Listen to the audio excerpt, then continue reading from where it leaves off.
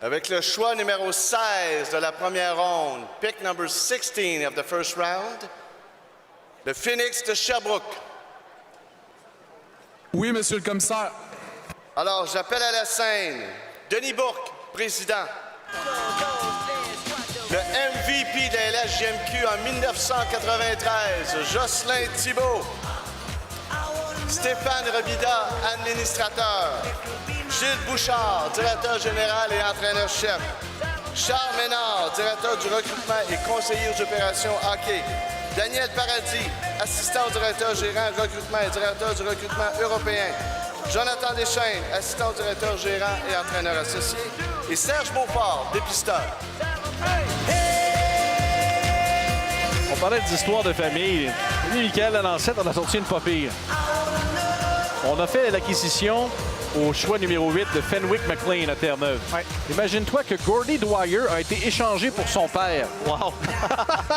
À l'époque, avant la saison 95-96, échangé de Hull à Laval, Dwyer contre Don McLean. Et c'est juste par la suite qu'il s'est rendu à Beauport, qu'il s'est retrouvé premier capitaine de l'histoire des Remparts. Le Phoenix de Sherbrooke tient à remercier la merveilleuse ville de Québec et les Remparts de Québec pour leur chaleureux accueil tout au long de la semaine. Et féliciter aussi les Wildcats de Moncton pour leur excellente saison et leur conquête du trophée Gilles Courteau. Donc, avec le 16e choix au total, le Phoenix de Sherbrooke est fier de repêcher des Gaulois de Saint-Hyacinthe M18 3A, Émeric Nolette Robidoux.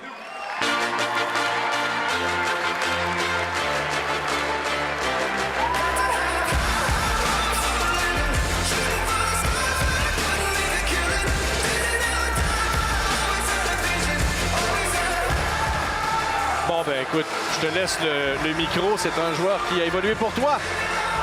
Oui, exactement. Je pense que c'est tout à son honneur. Émeric a connu une excellente saison, près d'1 point par match, une saison très constante. Puis, tu sais, on parle souvent, depuis tantôt, on parle de statistiques. Je ne sais pas le tableau qu'on aura pour lui, mais statistique qui est très... qui veut en dire beaucoup pour Émeric. Il y a eu un impact offensif majeur pour notre équipe. Puis c'est aucun but en avantage numérique. Puis ça, pour moi, ça veut dire qu'il était capable de créer de l'offensive à 5 contre 5 parce qu'on en voit souvent des joueurs qui ramassent des points sur l'avantage numérique un petit peu plus facile, un petit peu plus de temps et d'espace.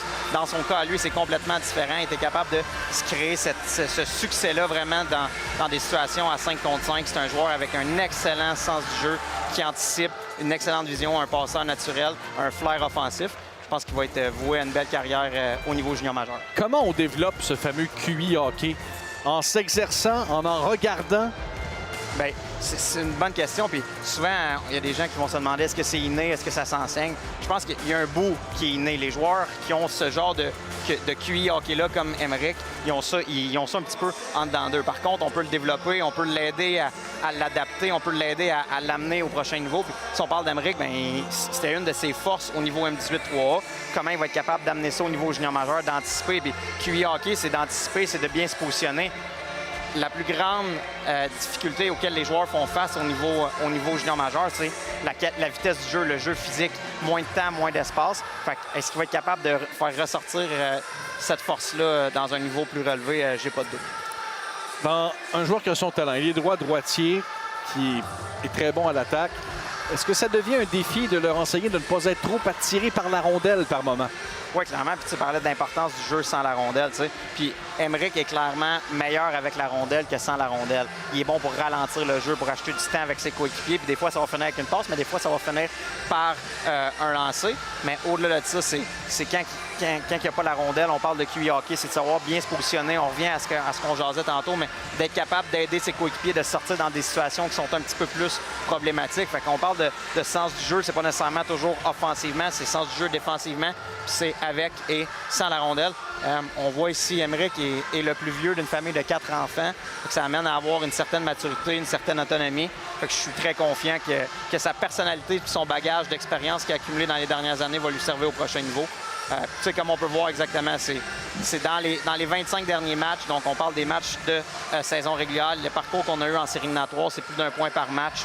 Dans une équipe qui, on va le dire humblement, on avait un alignement qui était quand même à maturité, qui était quand même bien garni avec des Nico Elkoury, Dylan Dumont, Johan Noiseux. Puis Émeric était capable de se faufiler à travers tout ça puis d'avoir un impact dans le parcours de fin de saison qu'on a eu. Et Émeric est en compagnie de Stéphane.